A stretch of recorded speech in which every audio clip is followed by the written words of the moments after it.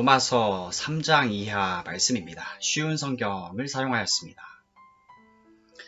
하나님의 신실하심. 그렇다면 유대인이 이방인보다 더 나은 것이 무엇입니까? 또 할례의 가치는 무엇이겠습니까? 모든 면에서 많이 있습니다. 첫째로 중요한 것은 유대인들이 하나님의 말씀을 맡았다는 사실입니다.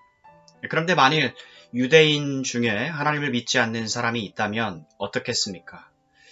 이 사람들이 믿지 않는다고 해서 하나님의 신실하심이 무효가 되겠습니까? 절대로 그렇지 않습니다. 설령 모든 사람이 거짓말쟁이라 하더라도 하나님은 참되십니다. 성경에도 이렇게 기록되어 있습니다. 주께서는 주님의 말씀으로 의로우심을 나타내시고 심판하실 때 주님께서 이기실 것입니다. 내가 사람들이 사용하는 논리의 방식대로 말해보겠습니다. 우리가 의롭지 못한 것 때문에 하나님의 의로우심이 더욱 밝히 드러날 경우 뭐라고 말하겠습니까? 우리에게 진노를 내리시는 하나님을 의롭지 못하다고 하겠습니까? 결코 그럴 수 없습니다. 하나님께서 의롭지 못하시다면 어떻게 하나님께서 세상을 심판하시겠습니까? 사람들 중에 내가 거짓말을 하여 그 때문에 하나님의 참되심이 드러난다면 오히려 하나님께 영광이 되는데 왜 내가 죄인 취급을 받아야 하는가? 라고 우기는 사람도 있을 것입니다. 이것은 마치 선한 결과를 얻기 위해 악을 행한 자라고 말하는 것과 같습니다. 사람들은 우리가 그렇게 가르친다고 우리에 대해 비난을 하고 다닙니다. 그러나 그런 사람들은 정죄를 받아 마땅합니다. 의인은 하나도 없다. 그렇다면 과연 우리 유대인들에게 이방인들보다 더 나은 것이 있습니까? 전혀 없습니다. 이미 말했듯이 유대인이나 이방인들이나 모두가 죄 아래 있습니다. 성경에 이렇게 기록되어 있습니다. 의인은 한 사람도 없다. 깨닫는 사람도 없고 하나님을 찾는 사람도 없다. 모두가 곁길로 나가 하나같이 쓸모없게 되었다. 선한 일을 행하는 사람은 단 한 사람도 없다. 그들의 목구멍은 열린 무덤이고 혀로는 사람을 속인다. 그들의 입술에는 독사의 독이 있다. 그들의 입은 저주와 독설로 가득하다. 그들은 사람을 죽이려고 바쁘게 움직이며 그들이 가는 곳마다 멸망과 비참함이 있다. 그들은 평화의 길을 알지 못한다. 그들의 눈에는 하나님을 두려워하는 것이 없다. 우리가 알기로는 율법에 기록된 내용은 그 무엇이 되었든 율법 아래 사는 사람들에게 말하는 것입니다. 그래서 누구든지 변명할 말이 없게 되고 온 세상은 하나님의 심판 아래 있게 됩니다. 그러므로 율법을 지키는 것으로 하나님 앞에서 의롭다고 인정받을 사람은 아무도 없습니다. 왜냐하면 율법은 우리가 죄인이라는 사실을 알게 해 주기 때문입니다. 믿음으로 의롭게 된다. 그러나 이제는 율법 없이도 하나님께로부터 오는 의가 나타났습니다. 이것은 율법과 예언자들도 증언한 것입니다.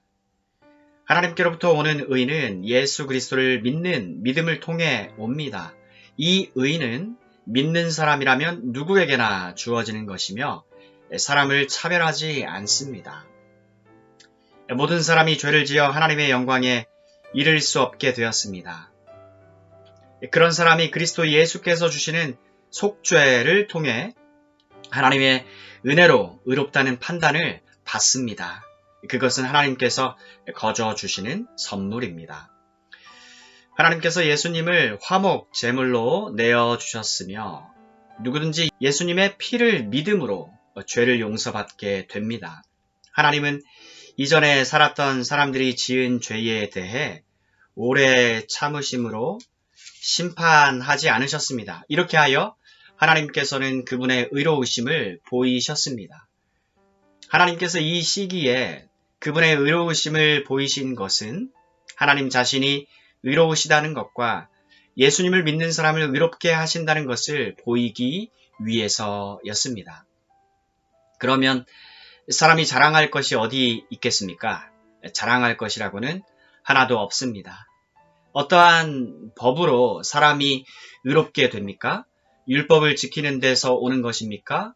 이런 것과는 상관이 없습니다. 의롭게 되는 것은 오직 믿음의 원리에 의해서만 이루어집니다. 사람은 율법을 지키는 것과는 상관없이 믿음으로 의롭게 된다고 우리는 생각합니다. 하나님은 유대인들만의 하나님이십니까?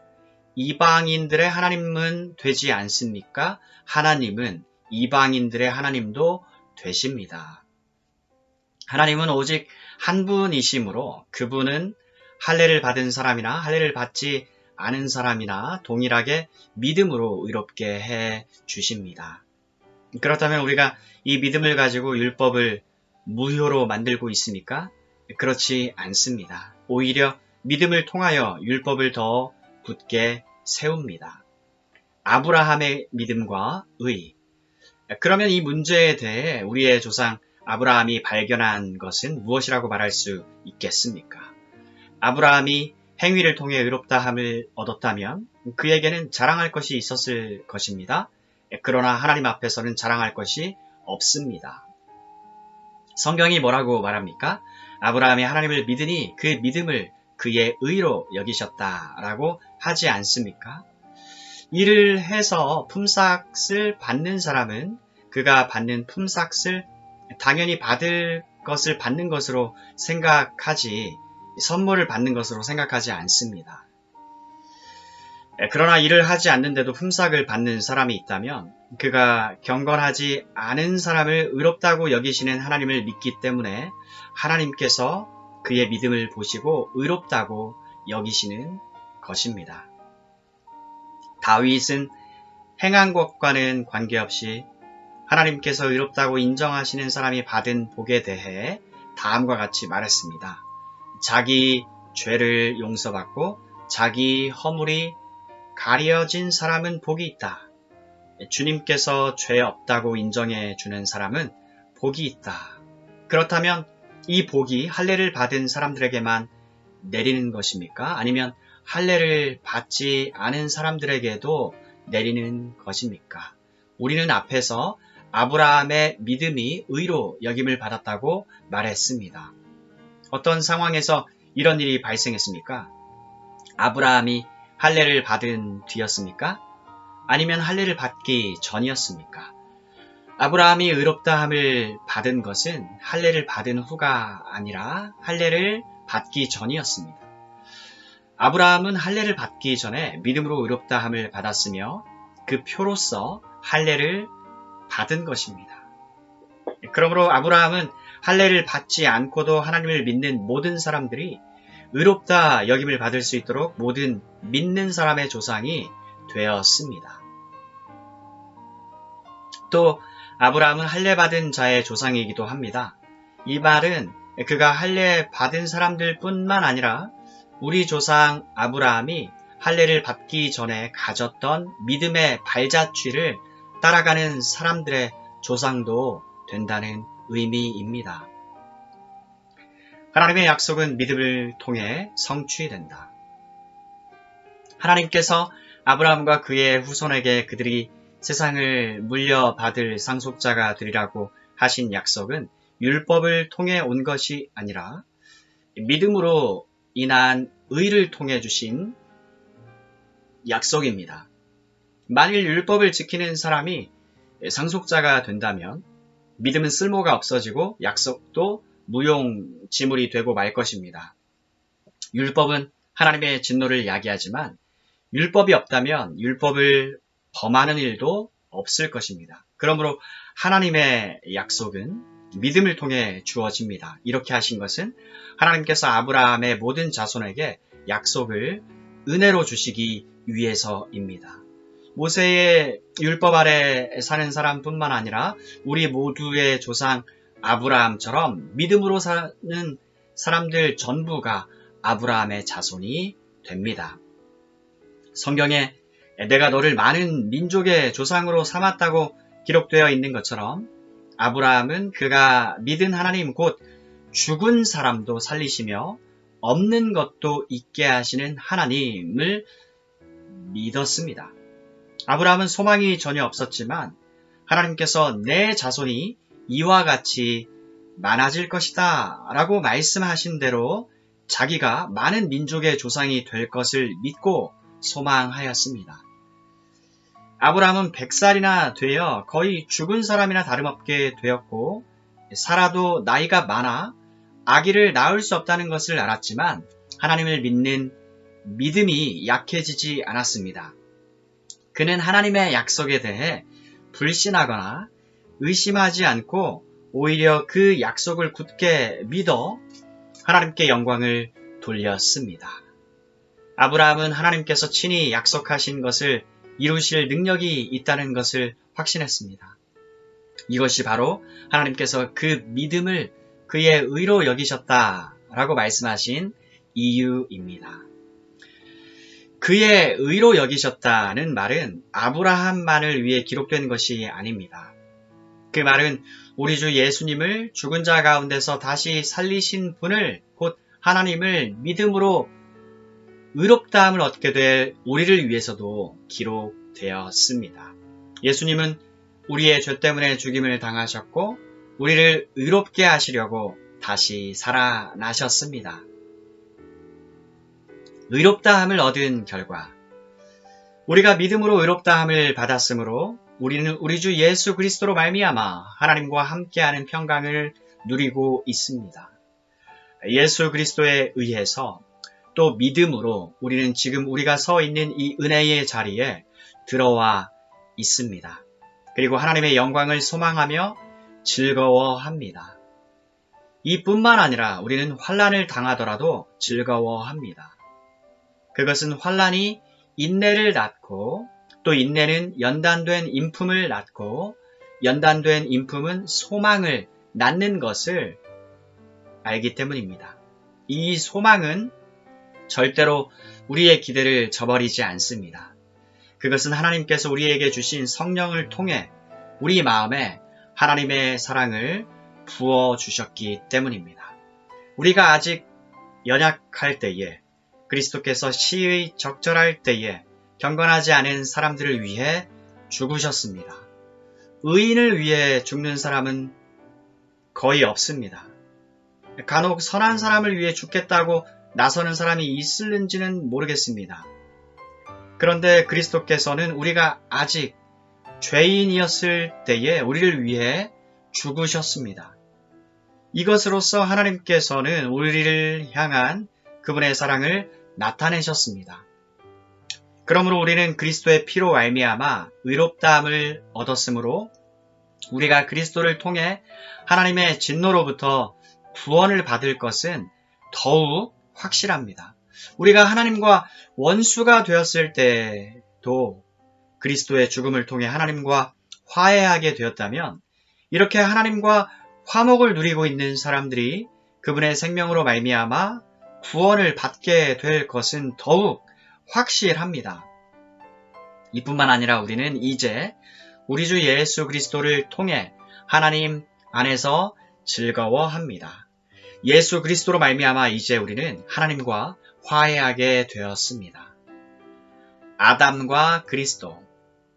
그러므로 한 사람을 통해 죄가 세상에 들어왔고 그 죄를 통해 사망이 들어온 것처럼 모든 사람이 죄를 지었으므로 사망이 모든 사람에게 이르렀습니다. 하나님께서 율법을 주시기 전에도 죄가 세상에 있었지만 율법이 없을 때에는 죄를 죄로 여기지 않았습니다.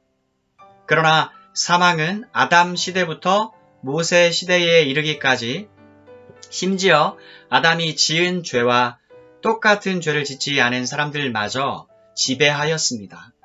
아담은 장차 오실 분의 모형입니다. 하지만 하나님께서 주시는 은혜는 아담이 지은 죄와 비교가 되지 않습니다. 많은 사람이 그 한 사람의 죄 때문에 죽었다면 한 사람 예수 그리스도의 은혜로 인한 하나님의 은혜와 선물은 많은 사람에게 더욱 넘쳤습니다. 또 하나님의 선물과 아담의 죄는 차이가 있습니다. 한 사람의 죄 때문에 심판이 오게 되고 모든 사람을 정죄에 이르게 했으나 하나님의 은혜의 선물은 많은 범죄 때문에 오게 되어 많은 사람에게 의롭다함을 받게 하였습니다. 한 사람의 죄로 말미암아 사망이 왕노릇하였다면 하나님의 넘치는 은혜와 의롭다고 여기시는 선물을 받는 사람들은 한 분 예수 그리스도를 통해 참 생명 안에서 더더욱 왕노릇하게 될 것입니다.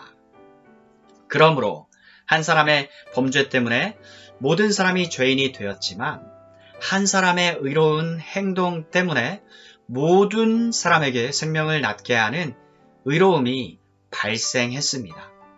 한 사람의 불순종으로 많은 사람이 죄인이 되었듯이 한 사람의 순종으로 많은 사람이 의인이 될 것입니다. 율법은 범죄를 증가시키려고 들어왔습니다. 그러나 죄가 많아진 곳에 하나님의 은혜가 더욱 넘치게 되었습니다. 죄가 사망 안에서 왕노릇하였듯이 은혜는 의를 통해 우리 주 예수 그리스도로 말미암아 영생을 얻게 하기 위해 왕노릇할 것입니다.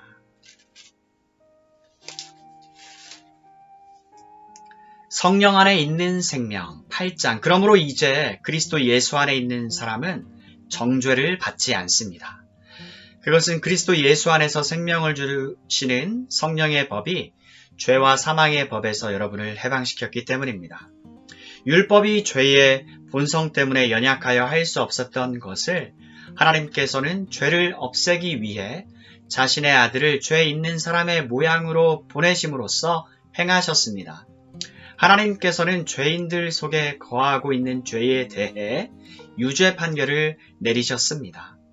이렇게 하여 죄의 본성에 따라 살지 아니하고 성령에 따라 살고 있는 우리에게 율법의 의로운 요구들이 완벽히 이루어졌습니다. 죄의 본성을 따라 사는 사람들은 죄의 본성이 바라는 일을 생각하지만 성령을 따라 사는 사람들은 성령이 바라시는 일을 생각합니다. 죄의 본성에 지배를 받는 사람의 생각은 죽음이지만 성령의 지배를 받는 사람의 생각은 생명과 평강입니다. 죄의 본성이 생각하는 것은 하나님을 거스르는 것입니다. 그것은 하나님의 법에 복종하지 않을 뿐 아니라 할 수도 없습니다. 죄의 본성의 지배를 받는 사람은 하나님을 기쁘시게 할 수 없습니다. 그러나 하나님의 영이 여러분 안에 계시다면 여러분은 죄의 본성의 지배를 받지 않고 성령의 지배를 받게 됩니다. 누구든지 그리스도의 영이 없는 사람은 그리스도에게 속한 사람이 아닙니다. 반면 그리스도께서 여러분 안에 계시다면 여러분의 몸은 죄 때문에 죽은 존재이지만 여러분의 영은 의 때문에 살아 있습니다. 예수님을 죽은 사람들 가운데서 다시 살리신 분, 곧 하나님의 영이 여러분 안에 살아 계시면 여러분 안에 계신 그분의 영으로서 여러분의 죽을 몸도 살리실 것입니다. 그러므로 형제 여러분, 우리는 빚을 진 사람들입니다. 그러나 죄의 본성을 따라 살아야 하는 죄의 본성에 빚진 사람이 아닙니다. 죄의 본성에 따라 산다면 여러분은 죽을 것입니다. 그러나 성령의 도우심을 받아 몸의 악한 일을 죽인다면 여러분은 살 것입니다. 왜냐하면 하나님의 영으로 인도받는 사람들은 누구나 하나님의 자녀이기 때문입니다. 여러분이 받은 성령은 여러분을 다시 두려움에 이르게 하는 노예로 만드는 영이 아니라 여러분을 하나님의 자녀가 되게 하는 영입니다. 그래서 우리는 그 성령을 의지하여 아빠, 아버지라고 부를 수 있는 것입니다. 성령께서는 친히 우리의 영과 함께 우리가 하나님의 자녀라는 것을 증언합니다. 자녀라면 또한 상속자이기도 합니다. 우리는 하나님의 상속자이며 또 그리스도와 공동의 상속자입니다. 그래서 우리는 그리스도께서 누리시는 영광에 참여하기 위해 그분이 겪으신 고난에도 참여하는 것입니다. 장차 올 영광. 나는 현재 우리가 겪는 고난은 장차 우리에게 나타날 영광과 비교하면 아무것도 아니라고 생각합니다.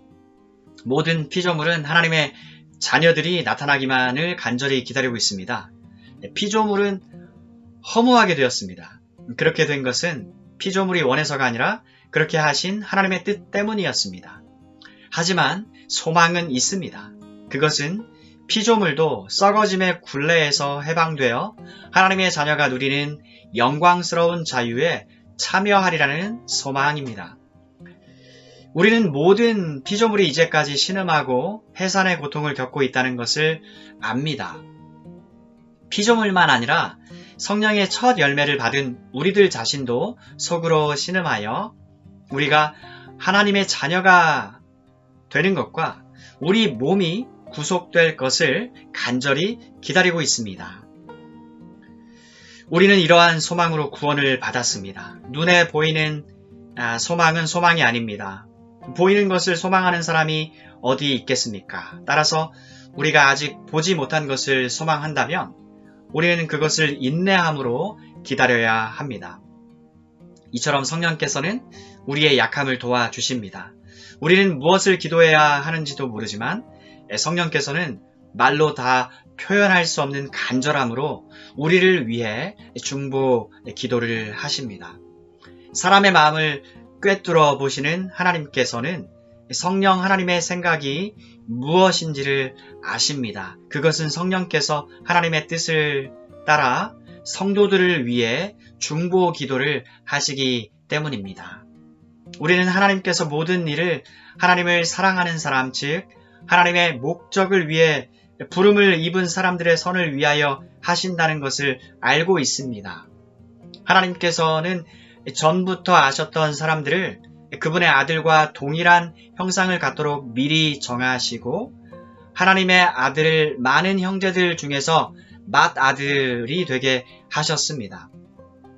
하나님께서는 미리 정하신 사람들을 부르셨고 부르신 사람들을 의롭다고 하셨고 의롭다고 하신 사람들을 영화롭게 하셨습니다. 하나님의 사랑, 이 점에 대해 우리가 무엇이라고 말할 수 있겠습니까? 하나님께서 우리 편이시라면 누가 우리를 대적하겠습니까? 자기 아들까지도 아끼지 않고 우리 모두를 위해 내어주신 분께서 그 아들과 함께 우리에게 모든 것을 은혜로 주지 않으시겠습니까? 하나님께서 택하신 사람들을 누가 고소할 수 있겠습니까? 의롭게 하시는 분은 하나님이신데 누가 감히 죄가 있다고 판단하겠습니까? 죽으신 분은 그리스도 예수이십니다. 그분은 죽으셨을 뿐만 아니라 다시 살아나 하나님의 오른편에 앉아 계시면서 우리를 위해 중보 기도를 하고 계십니다. 누가 우리를 그리스도의 사랑에서 끊을 수 있겠습니까? 환난입니까? 아니면 어려움입니까? 핍박입니까? 그렇지 않으면 굶주림입니까? 헐벗음입니까? 위험입니까? 아니면 칼입니까? 성경에 기록된 것처럼 우리는 하루 종일 주님을 위해 죽음에 직면하고 있습니다. 우리는 도살당할 양과 같은 대접을 받았습니다. 그러나 우리는 우리를 사랑하신 하나님을 힘입어 이 모든 것을 이기고도 남습니다. 나는 확신합니다. 죽음이나 생명이나 천사들이나 하늘의 권세자들이나 현재일이나 장래일이나 어떤 힘이나 가장 높은 것이나 깊은 것이나 그 밖에 어떤 피조물이라도 우리를 우리 주 그리스도 예수 안에 있는 하나님의 사랑에서 끊을 수 없습니다. 아멘.